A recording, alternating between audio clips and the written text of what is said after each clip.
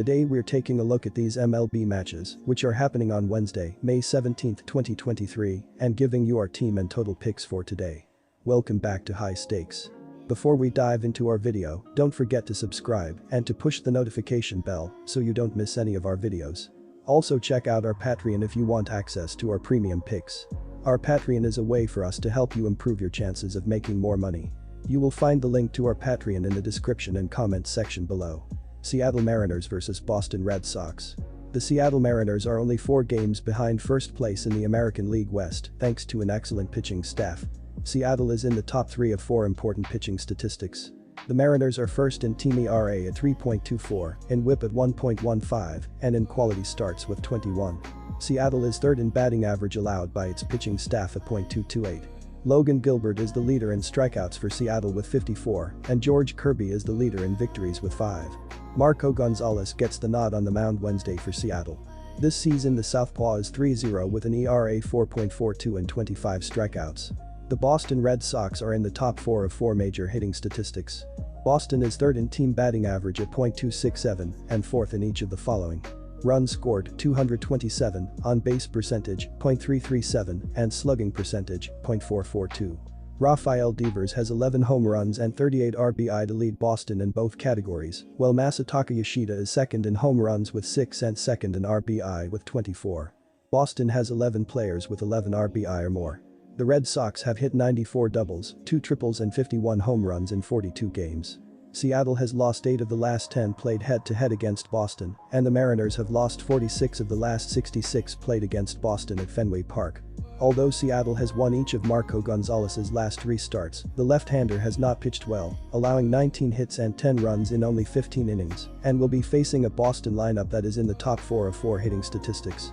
In contrast, Boston Red Sox starting pitcher Brayan Bello has had 3 consecutive solid outings, allowing 17 hits and 7 runs in 16 innings, and the Red Sox won each of those 3 starts over Cleveland, Toronto and Atlanta. Boston has won 24 of its last 30 when playing against a team from the American League West. Our team pick is Boston Red Sox. At the plate, Seattle is next to last in team batting average at .229, 25th in both on-base percentage at .307 and slugging percentage at .25 th, while 15th in runs scored with 184. Teoscar Hernandez and Jarren Kelenic are the co-leaders in home runs with 8 apiece, while Julio Rodriguez and Cal Raleigh each have hit 7 homers. Raleigh is the leader in RBI with 22, while 5 others have between 20 or 21 RBI. Seattle has hit 70 doubles, 3 triples and 44 home runs in 41 games played. Boston's weak link is on the mound, as the Red Sox are 27th in team ERA at 5.09 and 23rd in WHIP at 1.38. Boston's starting rotation has only 9 quality starts, which is 23rd in baseball, and the pitching staff is allowing opposing hitters to average .266, which is 27th. Chris Sale is the leader in strikeouts with 54 and victories with 3, but has a 5.40 ERA. Brayan Bello gets the nod on the mound Wednesday for Boston. The 23-year-old right-hander is 2-1 with an ERA 5.01 and 24 strikeouts. Our total pick is over. Milwaukee Brewers vs St. Louis Cardinals. Milwaukee saw their 3-game win streak snapped as they were bombed in the opening game of this series Monday night. The Brewers entered Tuesday with a 23-18 mark and held a 1-game lead over the Pirates for the top spot in the NL Central. On Monday night, Milwaukee got 2 hits from Rowdy Tellez and Jesse Winker, RBI, though it wasn't nearly enough to earn a win. The Brewers had the bases loaded with 1 out in the top of the first, but William Contreras bounced into an inning-ending double play. They gave up 3 in the bottom of the frame and never recovered. Freddie Peralta, 4-3, took the loss as he allowed 6 runs, 5 earned, on 6 hits with 5 walks and 4 strikeouts over 5.1 innings. St. Louis has had a disappointing start to the season, but ran their win streak to 4 games by drubbing the Brewers in the opening game of the set Monday night. The Cardinals entered Tuesday in the basement of the NL Central with a 17-25 mark and stood 6.5 games back of Milwaukee for the top spot in the division. On Monday night, Tommy Edman, 4 runs, 2 RBI, led the way with 4 hits, while Nolan Arenado, 2 runs, 5 RBI, added 3 in the win. Edman has 6th, Nolan Gorman has 10th, Arenado has 7th and Andrew Knizner has 3rd, each went deep in the win for the Cardinals. Jack Flaherty, 3-4, earned the win on the mound as he threw 7 scoreless frames, allowing 3 hits with 2 walks and 10 strikeouts. We saw the Cardinals win the opening game in a rout, but 10 of those runs came in the 8th inning, partially with a position player on the mound. Wainwright has struggled in his 2 starts this season since coming off the Illinois, and he has yet to turn in a solid outing that shows that he's back to full speed. Burns, for all his hurt feelings after arbitration in the offseason, has pitched fairly well on the year and comes in off a stellar outing in his last start. Milwaukee should be angry after getting cuffed around in the opener, and Burns is the better pitcher, at least right now, between the 2 veteran arms. Give the Brewers the upper hand here on getaway day. Corbin Burns is on the mound for the Brewers as he logs his 9th start of the season in this contest. He comes in 4-2 with a 3.25 ERA, a 1.117 WHIP, 18 walks and 39 strikeouts over 45.2 innings of work this season. Burns earned the win in his last start, which came Friday against the Royals at home. He threw 6 scoreless innings, allowing 2 hits with 4 walks and 7 strikeouts in a 5-1 Brewers win. In his last 3 starts, Burns is 2-1 with a 1.50 ERA, a 1.06 WHIP, 8 walks and 17 strikeouts over 18 innings of work. Burns makes his 16th career appearance and 13th start against the Cardinals in this contest. He comes in 4-4 with a 2.84 ERA, a 1.077 WHIP, 18 walks and 93 strikeouts over 69.2 innings of work against them. Burns is 3-2 with a 1.82 ERA, a 0.782 WHIP, 7 walks and 42 strikeouts over 39.2 innings in 9 career appearances, 6 starts, at Busch Stadium. Adam Wainwright is on the mound for the Cardinals as he makes his 3rd start of the season in this contest. He comes in with no record, a 7.20 ERA, a 1.70 WHIP, 2 walks and 7 strikeouts over 10 innings of work this season. Wainwright didn't factor in the decision in his last start, which came Friday night on the road against the Red Sox. He threw 5 innings, allowing 4 runs on 7 hits with 2 walks and 2 strikeouts in a game the Cardinals eventually won 8-6. Wainwright makes his 55th career appearance and 48th start against the Brewers in this contest. He comes in 21-14 with 1 save, a 2.74 ERA, a 1.124 WHIP, 73 walks and 276 strikeouts over 315 innings of work against them. Wainwright is 106-58 with 2 saves, a 2.86 ERA, a 1.149 WHIP, 333 walks, and 1,180 strikeouts over 1,391.1 innings in 236 career appearances, 205 starts, at Busch Stadium. Our total pick is over. Atlanta Braves vs Texas Rangers. With the top run differential and 2nd best record in the National League, the Atlanta Braves appear to be strong contenders again.